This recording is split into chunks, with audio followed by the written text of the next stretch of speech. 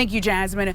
Well, a national real estate settlement may soon bring changes to the industry, but how will this impact buyers and sellers? I'm Andrew Dusaint, your North Lafayette Parish reporter, and I spoke with the seller who expressed his frustrations with the industry and why he welcomes those changes.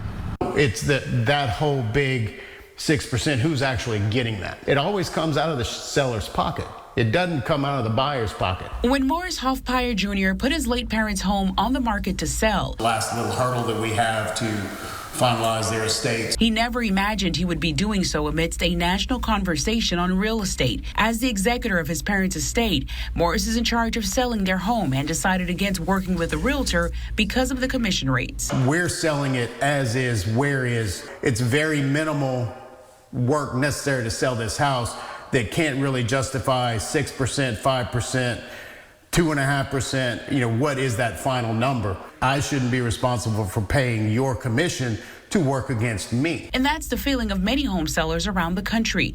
It's also what prompted a national lawsuit against the National Real Estate Association.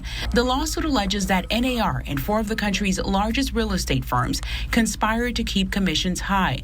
The lawsuit resulted in a $418 million settlement. So how do commissions impact the market? According to Redfin, the typical real estate fee is set at 5 to 6% of a home's price. Buyers and sellers agents charge between 2.5 to 3% commission each.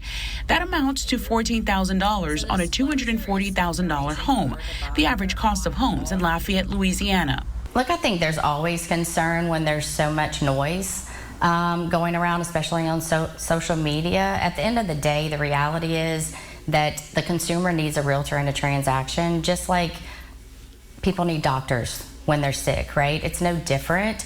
Are we going to do business a little differently on paper? Probably so. Christy Theo, president of the Realtor Association of Acadiana, says while there's a lot of noise about the lawsuit, it's important for buyers and sellers to understand the implications.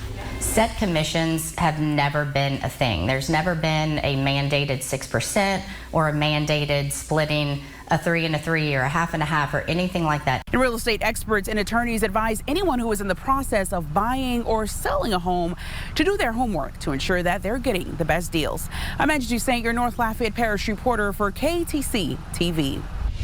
According